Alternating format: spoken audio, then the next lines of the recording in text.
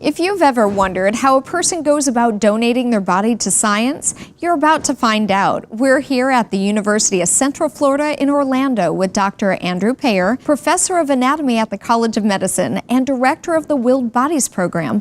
Thank you for having us, Dr. Payer. I'm happy you're here.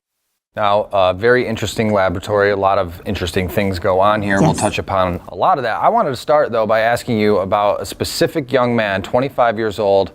How many years ago was this? He came in with brain cancer and really had an impact on you. Tell us about 25 years ago. This young man comes bouncing into my office suite and he says, "Is this the place you are supposed to will your body?"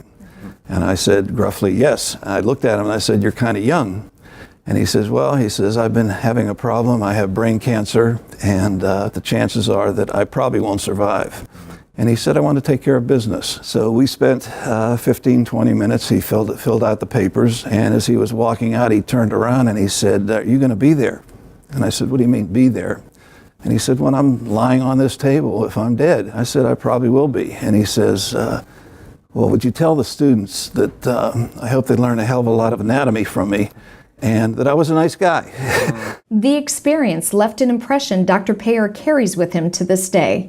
The importance of humanizing and respecting the deceased. We've learned something over the years. In the old days, we would just bring students into the anatomy lab, open up the tables, and have them dissect. And I was not sensitive to the fact that that's a very emotional thing for someone who's never seen a dead body, probably, or touched a body, let alone cut on a body. And over the years, I learned from my students that maybe we need to change that environment a little bit. So now we go through showing them a video of previous medical students talking about the anxieties they had and that it's okay to say, I'm a little nervous. And so we try to bring the humanity of the anatomy right in from the beginning, and I think that starts the course off much better than it did in the old days. I guess the most impactful thing is, seeing a person's face that is no longer alive.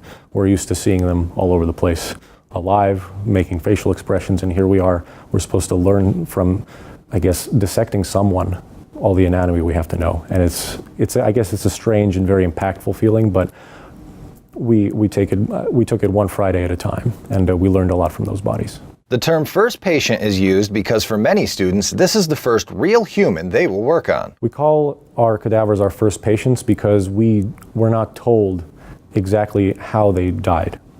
And as a result, we had to carefully go over the entire dissection with constantly having in mind, how did this person die? What was their pathology? What brought them to the end? Volunteer physicians donate their time and will walk around the lab while students work, so if a question arises, they can do what's called a physician's consult and gather information. Through this whole process of dissecting the bodies, we learned, many of us got it right actually, what caused our first patient to perish. And a lot of it is also the impact, as many of us felt during the autopsy report, and especially at the cadaver send-off, that it really kind of integrated everything. That this was once a person. We found out what they did for a living. We had a little bit of backstory to every cadaver, and that kind of mashed together very impactfully. Cadavers are vital to a student's learning, as there is no substitute for working on real human tissue. In this particular lab, there are 20 bodies. They're of different ages. Some are males, some are females. They have different lives, the different pathologies, different surgeries done to them. We're different. We have differences, and that difference carries into the actual anatomy of your body. And right now, there's no computer program, even the virtual table, can't mimic all of those variations. So the students, if they were just using the virtual table, they could learn some anatomy, but they would not see the incredible variations that exist, the pathologies that these people have had the opportunity to think about that and learn from that. The cadaver is important. That's the students actually working on a body. The disadvantage to the cadaver is that once you start to dissect it, you can't put it back together again and restudy it. It's not reusable. Yes. Right. Correct. And so what we've taken advantage of is the wonderful technology like the anatomage. a virtual cadaver that can be manipulated three-dimensionally, examined and treated just like a real cadaver. It's a supplement and it adds to the learning experience. And you can actually program those with certain pathologies and things like that too. Yes, right? My virtual cadaver table has 700 different cases in it. Making it a very useful tool for the more advanced fourth-year students. And technology is fantastic, but you were saying there's no substitute for the real thing, correct? I'm convinced of that. The program is a very expensive program to run. To run a lab like this, to the equipment that's involved, the staff that's involved, and we're just fortunate that we have the funding to support us with that particular program. Anatomy labs are quite expensive to run and maintain. However, because Dr. Payer's facility is so advanced, they often hold surgical courses for visiting groups from around the world. These classes help pay for many of the costs associated with running the facility. How are things different from when you started? Because you talk about, were you in a dark, more dreary atmosphere for labs? Anatomy labs in 20, 30 years ago were sort of hidden from the public because of problems of formaldehyde fumes and that sort of thing. Most medical schools put the labs in the basement of a building. So when I had an opportunity to come to this school and help design the lab, and I thought, well, I want it on a 4th floor. I want it looking over this beautiful conservancy that we have here. Sunlight floods in from massive windows, creating a far more pleasurable and less morose atmosphere. And so it's at least a nice environment for the students to do what they have to do. Why don't you talk about some of the other items that the students are able to use in the lab? You have a tool where you can actually make an organ huge. In the old days, that's what would happen. I would be at a table and I'd see somebody with a particular heart malformation, for example, and all the students would want to rush up and see it. Well, that's hard for them to do that. Now what I do is I pull out my iPad and I go to that table, and it's got a little camera in it, and it's hooked up to my system here, and they don't have to leave their table. They just look up at the monitors. They're at their table, and they can see, and I can demonstrate or have a physician demonstrate what's there and how they would handle it surgically, for example. And so that technology makes it much better for the students to be able to see a lot of variety without having to run across the lab every time something was found.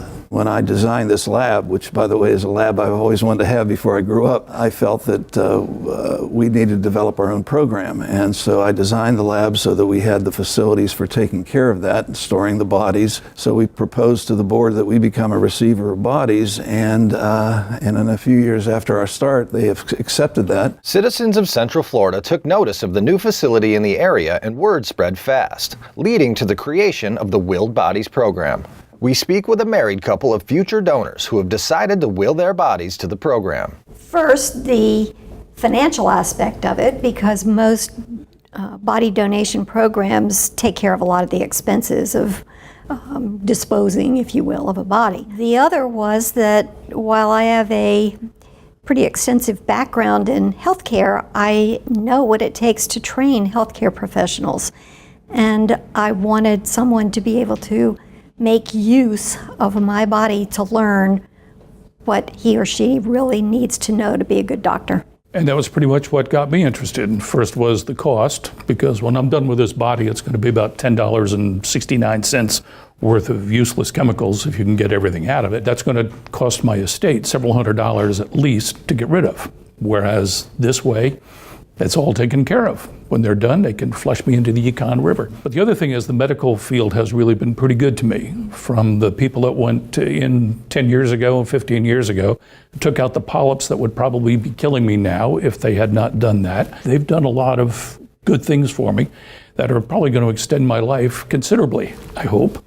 And this is a chance to give back to them. There's no way you can do that by watching a YouTube video. You have to actually be able to try it on real tissue, on real body, to learn to do the things that are really going to help everybody in the long run. I think I would encourage people who are still thinking about it, wondering whether they should, to take into account that funding of programs in medical schools, especially state-run schools, but private schools as well, has been cut significantly in recent years and probably will continue to be cut. We don't have grave robbers anymore, so there's no way for these schools to get bodies donated unless you and I do it. There's plenty of us out there, and they need plenty of bodies to work on. So overcome your squeamishness. As Jerry said, you're not going to be there, you know? What happens to the bodies when you're done with them? All of them are cremated. As far as where they go, some people, when they will their bodies, would like their cremated remains to go back to family, to a funeral home, to a cemetery plot, a clergyman. The people who elect not to do that, we wait for a while, over a year, and then we rent a charter fishing boat, and we take the remains out into the Atlantic Ocean, and my staff scatters the remains in the Atlantic Ocean. This brings a great level of dignity, humanity, and thankfulness to the students' first patients. The Willed Bodies program at the UCF College of Medicine has removed much of the stigma associated with donating one's body to science and continue to prove what a valuable contribution to medicine we can all pass along to the next generation of scientists and physicians. Well, thank you for being on the program and sharing your technological advances in anatomy and your Willed Body program helping many students learn things from the people that donate. I enjoyed being with you. Thank you. Make sure you stay tuned because coming up after the break, our Back to Life segment.